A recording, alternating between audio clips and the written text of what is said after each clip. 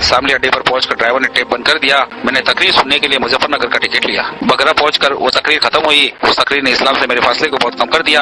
मैं बुढ़ाना रोड पर उतरा और घर जाने के लिए बुढ़ाना की बस में सवार हुआ। मेरे करीब एक मौलवी साहब बैठ गए। उनसे मैंने कहा कि मैं इस्लाम के बारे में कुछ पढ़ना चाहता हूँ या मालूमात करना चाहता हूँ, आप मेरी इस सिलसिले में मदद करें। उन्होंने कहा आप फुलत चले जाए और मौलवी कलीम सिद्दीकी साहब से मिले, उनसे ज्यादा मुनासिब आदमी हमारे इलाके में आपको कोई नहीं मिलेगा।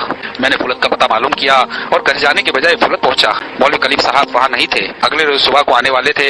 रात को एक मास्टर साहब ने मुझे मौलवी कलीम साहब की किताब आपकी अमानत आपकी सेवा में दी, ये किताब उसकी जबान और दिल को छूने वाली बातों ने मुझे शिकार कर लिया। मौलवी साहब सवेरे की बजाय अगले रोज शाम को फुलत आए। मैंने मगरिब के बाद उनसे मुसलमान होने की ख्वाहिश का इजहार किया और बताया कि मैं मालूमात करने आया था, मगर आपकी अमानत ने मुझे शिकार कर लिया। मौलवी साहब बहुत खुश हुए।